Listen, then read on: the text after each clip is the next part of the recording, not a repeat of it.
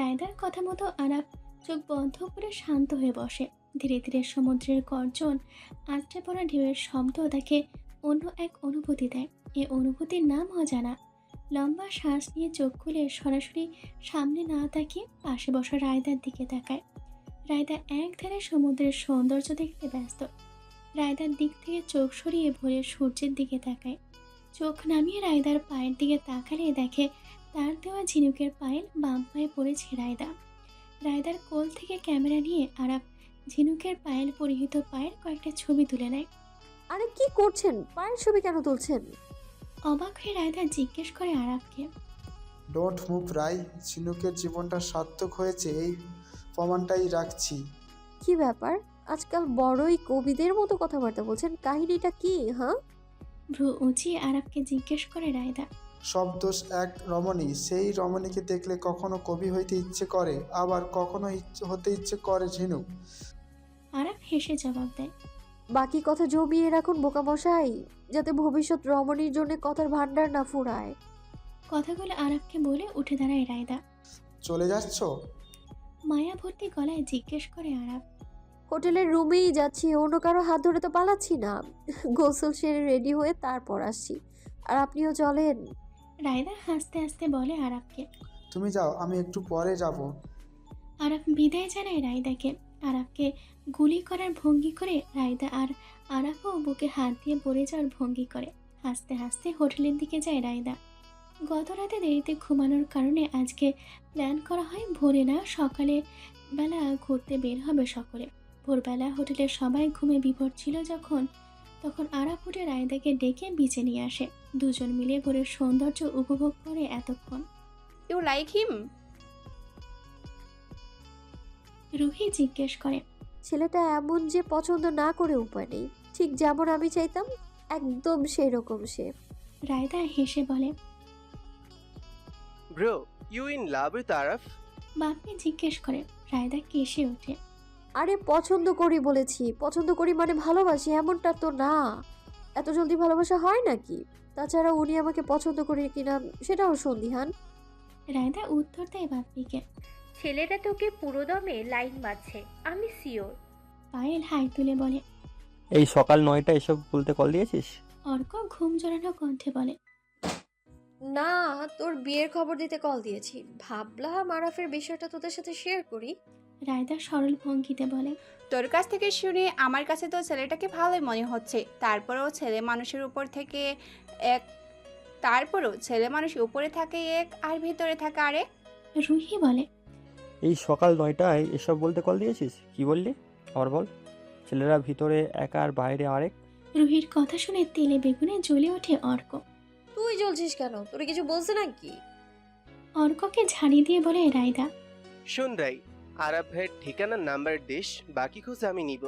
বাপ্পি সকলকে থামিয়ে বলে। আরে তোরা বিষয়টাকে কোন দিকে নিচ্ছিস বলতো? রায়দা বাপ্পিকে জিজ্ঞেস করে। তুই একটা ছেলের কথা বলেছিস, তার মানে অবশ্যই ছেলেটা স্পেশাল, না হলে তুই বলতি না। এই কথা বুঝতে রবিশনে লাগে নাকি? বাপ্পি বিরক্ত হয়ে বলে। ওনাকে পছন্দ করি কথাটা সত্যি, তবে এ বিষয়ে আমি আগাতে পারবো না। বিশাল সমস্যা আছে। আমি যা ভাবছি তা যদি সঠিক হয় তাহলে আরাফের সাথে আবার না জড়ানোই ভালো। মুখ কালো করে কথাগুলো বলে রায়দা। কি হয়েছে, সমস্যা কোনো? রুহি ব্যস্ত হয়ে জিজ্ঞেস করে। রাই, বল আমাদের কি হয়েছে? তুই তো ভীতু মেয়ে না, কিন্তু আজ তোর কথায় আমি ভয়ের আভাস পাচ্ছি। কি নিয়ে ভয় পাচ্ছিস তুই? পায়েল জিজ্ঞেস করে। আরাফকে হারানোর ভয়। রায়দার কথা শেষ হওয়ার পূর্বেই ফোন বেজে ওঠে। ফোন হাতে নিয়ে দেখে জামিনী কল দিয়েছে। গতকালকে জামিনী নাম্বার নিয়ে সেভ করে রেখেছিল সে। হ্যাঁ আপু বলো। কল রিসিভ করে বলে রায়দা। রাতের খাবার খেয়ে নাও, এখনই নামো, আমরা বের হব তো। জামিনী উত্তর দেয়। আচ্ছা আসছি। কল কেটে রায়দা ল্যাপটপের স্ক্রিনের দিকে তাকায়। বন্ধুরা বুঝে যায় এখন রায়দা বের হবে। বন্ধুদের বিদায় দিয়ে জামা পাল্টে নেয় রায়দা। দরজা খুললিয়ে দেখে সায়ন তার রুম থেকে বেরিয়ে দরজা লক করছে। রায়দা সায়নকে দেখে এক দফা অবাক হয়, কারণ কাকতালীয়ভাবে দুজনের জামার রং মিলে গেছে। সায়ন রায়দার দিকে একবার তাকায় তো আবার নিজের দিকে তাকায়। রায়দা লং কুর্তি পরেছে সাথে জিন্স, আর সায়ন জিন্সের সাথে শার্ট পরেছে। দুজনেই কালো রং পড়েছে। রায়দা ভীষণ বিরক্ত হয় এইরকম কাকতালীয় ঘটনার কারণে। মনে হচ্ছে লুকিয়ে লুকিয়ে আমাকে ফলো করছো। এভাবে তো রং মিলে যাওয়ার কথা না। সায়ন গম্ভীর গলায় কথাগুলো বলে। আমার বইই গেছে আপনাকে ফলো করতে। তাহলে চুপি চুপি আমার রুমে সকালবেলা ঢুকেছিলে কেন? এই, তুমি কি ঘুমন্তের সায়নের সুযোগ নিতে চাইছিলে নাকি? সত্যি করে বলো তো, আমার কোনো সুযোগ টুযোগ নাওনি তো? ডান হাতের বুড়ো আঙুল দেখিয়ে বলে রায়দা। রায়দার দিকে ঝুঁকে প্রশ্ন করতে থাকে সায়ন। ছি, আপনি সত্যি এক নম্বরে অসভ্য লোক। মুখ ঘুরিয়ে বলে রায়দা। এখনো তো অসভ্যতার কিছুই দেখায়নি। সাবধানে থেকো রায়, কখন যে আগের সায়ন বেরিয়ে আসে সেটা টেরও পাবে না তুমি। হেসে বলে সায়ন। সায়নের কথা শুনে সাথে সাথে পাশ থেকে মুখ ফিরে সায়নের দিকে তাকায় রায়দা। এই নাও, টাকাগুলো দিয়ে ইচ্ছে মতো শপিং করবা। পাকটামি করে ফেরত দিতে আসছো। আমি কি টাকা ফেরত চেয়েছে?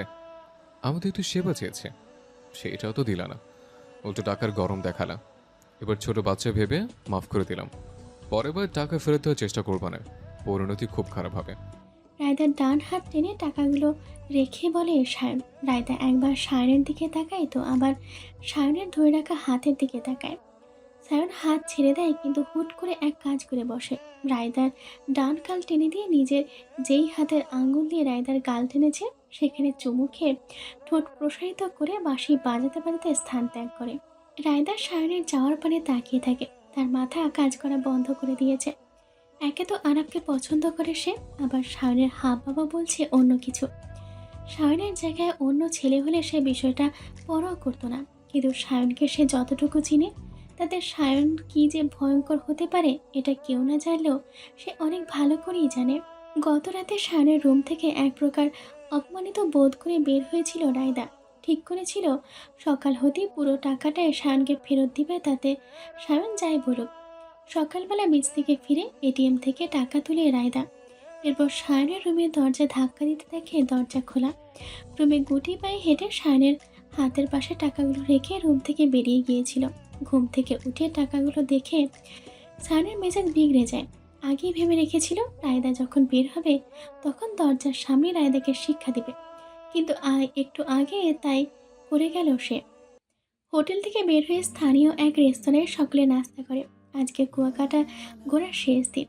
একটা বড় ইঞ্জিন নৌকা ভাড়া করে সকলে রওনা দেয় পাথরার বনের দিকে। নৌকার মাঝির পাশে বসে গল্প করছে আরাফ আর ক্যামেরা দিয়ে প্রকৃতির ছবি তুলছে। নৌকার আরেক পাশে বসেছে রুবেল, জামিনী আর শ্রেয়া। জামিনী শ্রেয়ার ছবি তুলছে আর রুবেল ওদের বিরক্ত করছে। নৌকার মাঝে বসেছে রায়দা, তারই বিপরীত পাশে বসেছে সায়ন। সে সূক্ষ্ম দৃষ্টিতে রায়দার দিকে তাকিয়ে আছে। ইঞ্জিন চালিত নৌকা বা ট্রলারটি ধীরে ধীরে পাথরার চরে প্রবেশ করে। রায়দা এক হাতে ক্যামেরা নিয়ে ভিডিও করছে। 4.5 লক্ষ ফলোয়ার তোদের পেজে, আর তুমি বলছো ছোট ব্যান্ড। আচ্ছা তুমি যাও, ওয়েটারকে দিয়ে আমরা খাবার পাঠিয়ে দেবো, সমস্যা নেই। রাই, আমার কাছে ক্যামেরা দাও, আমি তোমাকে সব ভিডিও করে দিচ্ছি। এমনিতেও এই মেকআপ সুন্দরীদের ছবি তুলতে তুলতে আমি বিরক্ত। রুবেল রায়দাকে বলে, এই তুই কি বলি জানিস এক একটা মেকআপ প্রোডাক্টের দাম কত? তোর বিক্রি করলে অত টাকা আসবে না। শ্রেয়া রুবেলের দিকে রাগী গলায় বলে, ওরে আমার বিল গেটস। রাই, ক্যামেরাটা দাও। শ্রেয়াকে ভেঙচি দিয়ে রায়দার কাছে ক্যামেরা আনতে যায়। রায়দা হাসি মুখে ক্যামেরাটা রুবেলকে দেয়। ট্রলারটি ভাদ্রার চরে প্রবেশ করার পর দুপাশের সবুজ ঘেরা অরণ্য স্বাগত জানায় সকলকে। রায়দা চারিদিকে তাকিয়ে অরণ্য দেখছে। ট্রলারের জেটি পেরিয়ে চরের আরও ভিতরে ঢুকলেই চোখে পড়ে শান বাঁধানো একটি পুকুর ও বন বিভাগ নির্মিত একটি রেস্ট হাউস। পুকুর পাড় দিয়ে এবার ট্রলারটি ঘন গহীন অরণ্যে ধীরে ধীরে প্রবেশ করে। মানুষের কোলাহল মুক্ত ঘন অরণ্যের ছোট বড় পাখির কিচিমিচির শব্দের সাথে পানির কলকল শব্দ মনোরম এক পরিবেশ সৃষ্টি করেছে। রায়দা অবাক দৃষ্টিতে প্রকৃতি দেখছে। মনে হচ্ছে সে আরেক জগতে হারিয়ে গেছে। ট্রলার থামানো হয় বিশাল ঘন অরণ্যের সামনে। আরাব ট্রলার থেকে নেমে রায়দার হাত ধরে নামায় চলে। বিষয়টা সায়নের বোধহয় ভালো লাগেনি। সকলে নেমে হাঁটতে শুরু করে। প্রথমে রুবেল ক্যামেরা হাতে যাচ্ছে, তারই পিছন পিছন যাচ্ছে শ্রেয়া আর জামিনী। আরাব ছবি তুলছে, তারই পিছনে রায়দা হেঁটে আসছে ধীর পায়ে। সায়ন হাঁটা থামিয়ে সিগারেট ধরায়। নাক টেনে মাটির ঘ্রাণ নিচ্ছিল রায়দা। তখনই নাকি সিগারেটের গন্ধ আসে। হাঁটা থামিয়ে আশেপাশে কাউকে না দেখতে পেয়ে পিছনে তাকায়। যা ভেবেছিলাম তাই। এই লোক ছাড়া ঘন অরণ্যে আর কারো দুঃসাহস হবে না সিগারেট টানার। সায়নের দিকে তাকিয়ে বিরক্ত হয়ে বিড়বিড় করে বলে রায়দা। সামনে তাকিয়ে দেখে আরাফ তাকে খেয়াল না করে আপন মনে ছবি তুলতে তুলতে অনেকটা চলে গেছে।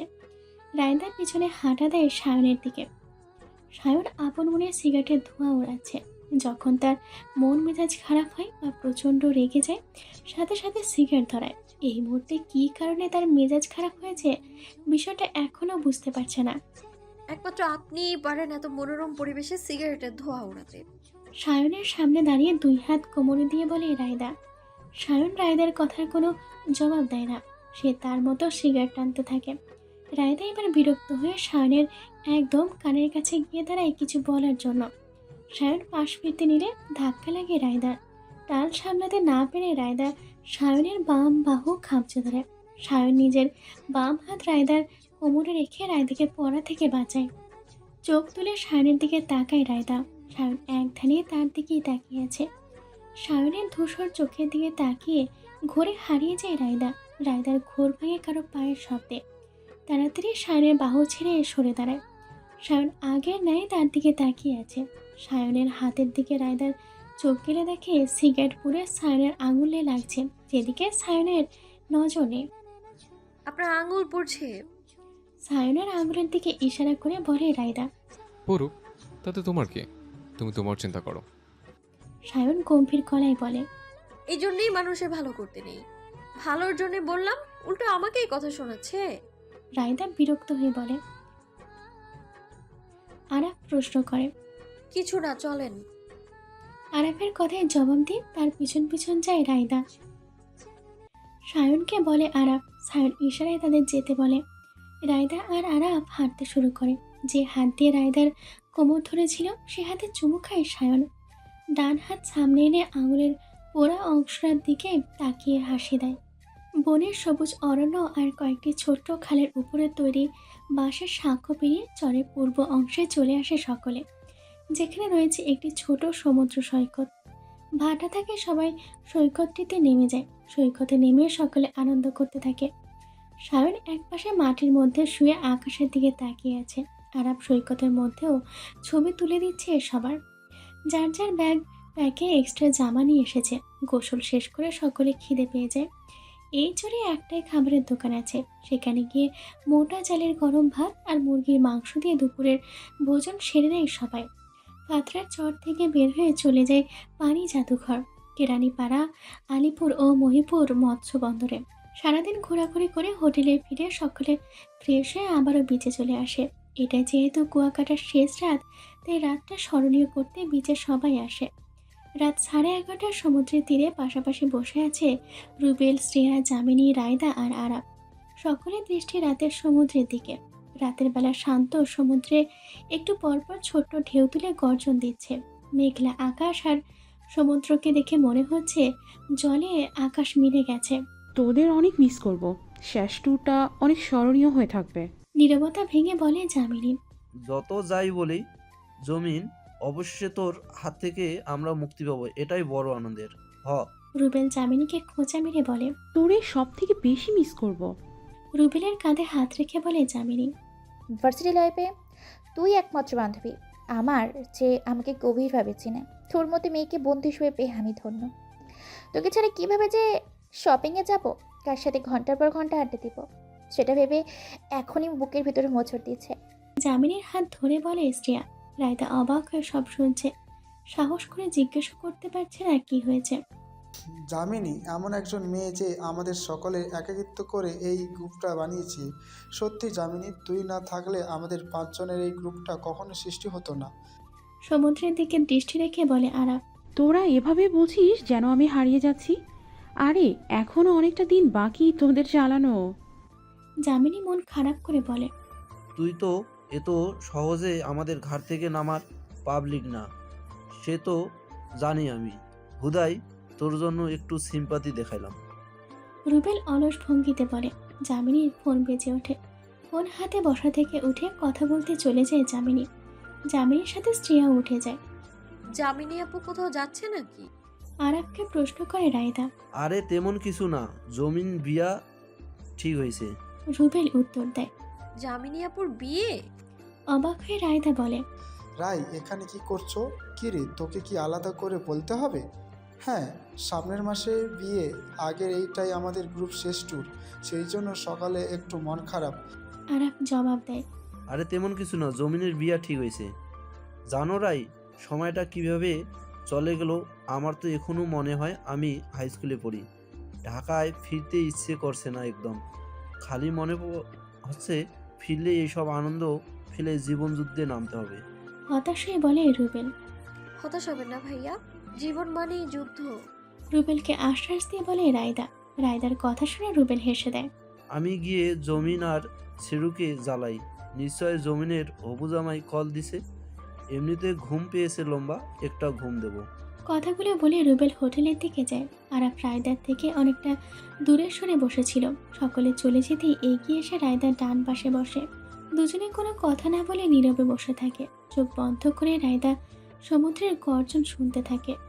মৃদু হাওয়ায় তার খোলা চুলগুলো উঠছে, কখনো কখনো বড় ঢেউ এসে ভিজিয়ে দিচ্ছে, সাথে দক্ষিণা বাতাসে এই চুলগুলো এলোমেলো হয়ে রায়দার চোখে মুখে আঁচড়ে পড়ছে। রায়দা নিজের নয়ন চোখজোড়া বন্ধ রেখে এই শান্ত পরিবেশটা উপভোগ করছে। পাশে বসে আরাফ রায়দার দিকে তাকিয়ে হাসছে। এই কয়দিনে মেয়েটার মায়া এসে জড়িয়ে গেছে। মেয়েটা এমন যে কেউ আকর্ষিত হতে বাধ্য। আরাফ নিজের ফোন বের করে নিঃশব্দে রায়দার একটা ছবি তুলে নেয়। ফোনটা সামনে এনে ছবিটা মনোযোগ দিয়ে দেখতে থাকে আরাফ। কিছুক্ষণ পর আরাফের ফোনে মেসেজ আসে। পিছনে তাকায়।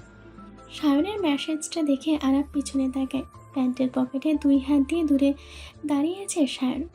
আরাফ ঠোক গিলে বোঝার চেষ্টা করে সায়ন তাকে দেখে নিয়েছে নাকি রায়দার ছবি তুলতে।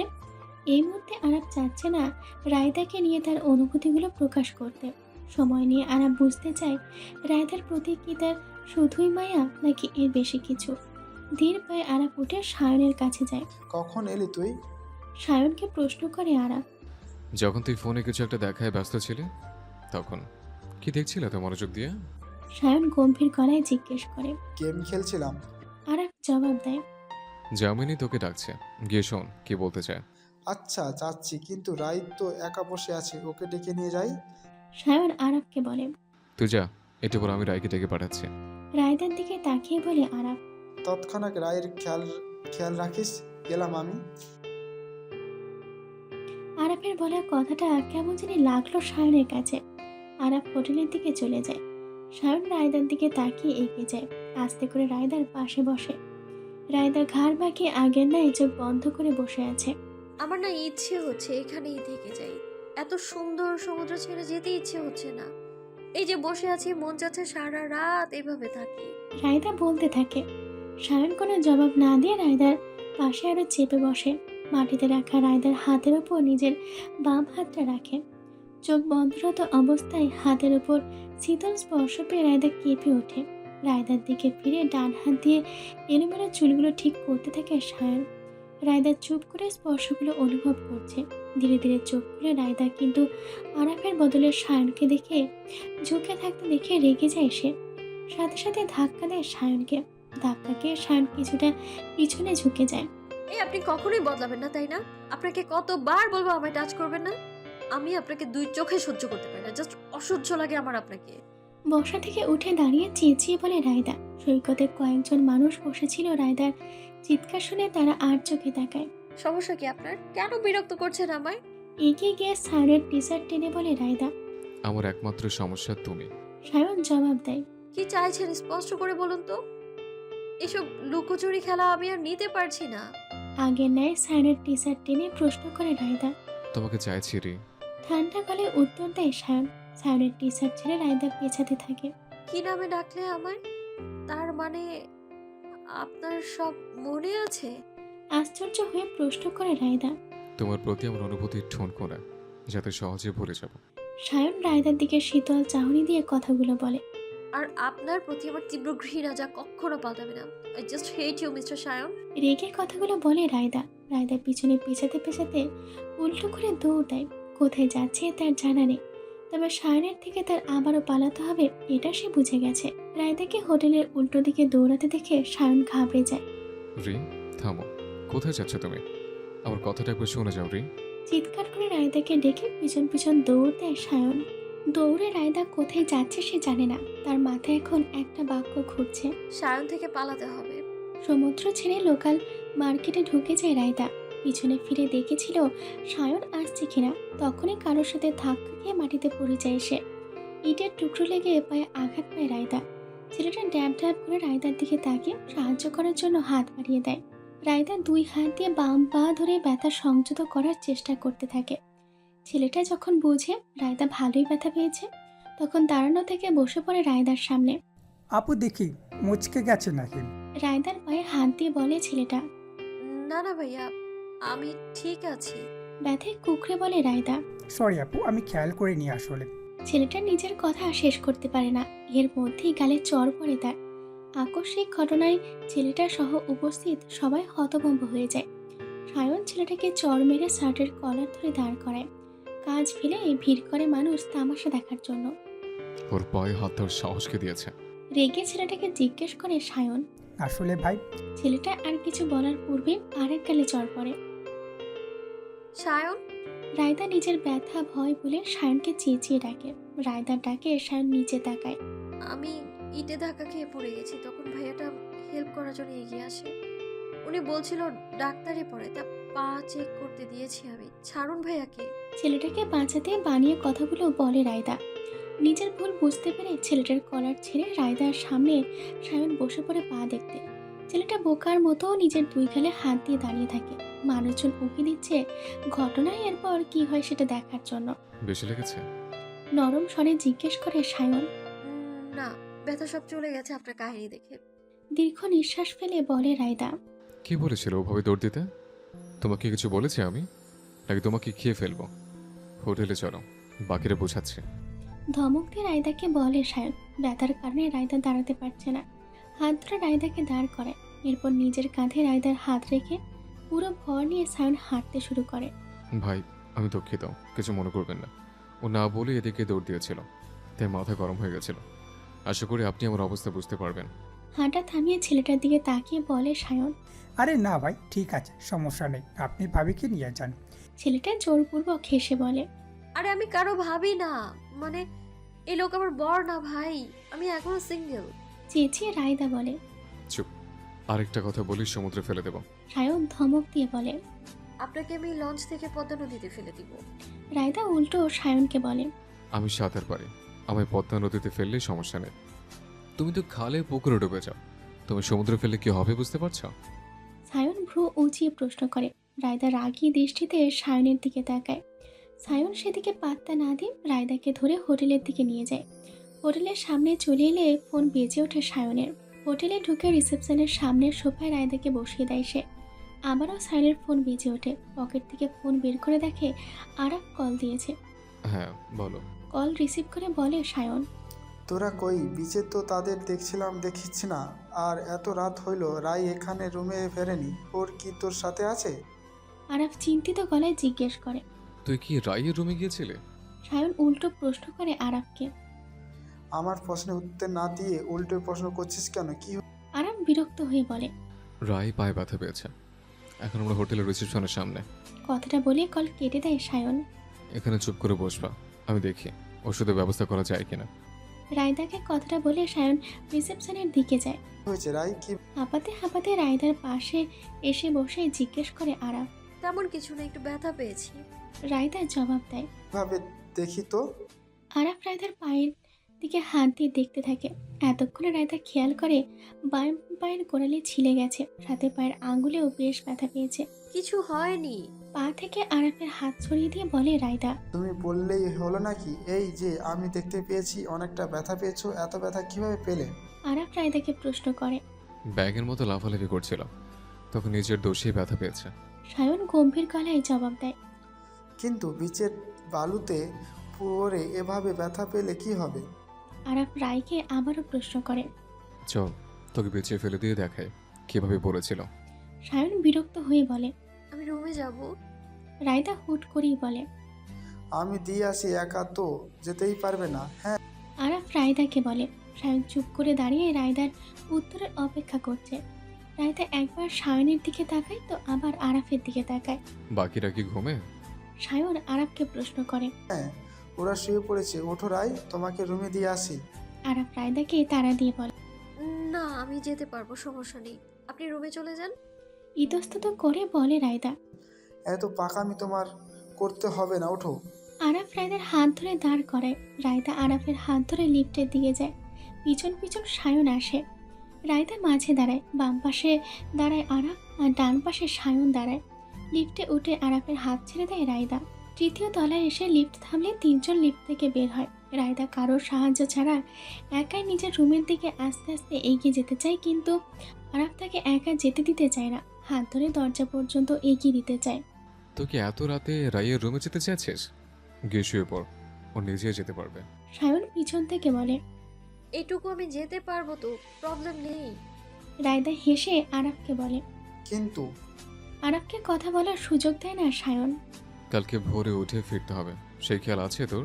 আরাফের কথার মধ্যে সায়ন বলে ওঠে। রায়দা আরাফের দিকে তাকিয়ে চোখের পলক ফেলে, তাকে আশ্বাস দেয়। অনেকটা দ্বিধা নিয়ে আরাফ সিঁড়ি বেয়ে নিচে নেমে যায়। অনেকটা সময় নিয়ে হেঁটে রুমের সামনে আসে রায়দা। দরজায় লক খুলে ভিতরে ঢুকে যায়। দরজা লাগাতে নাই অমনি ঝড়ের বেগে এসে দরজায় হাত দিয়ে আটকে দেয় সায়ন। ভেতরে যাও, দরজা আমি লাগাচ্ছি। বিছানার দিকে ইশারা করে রায়দাকে বলে সায়ন।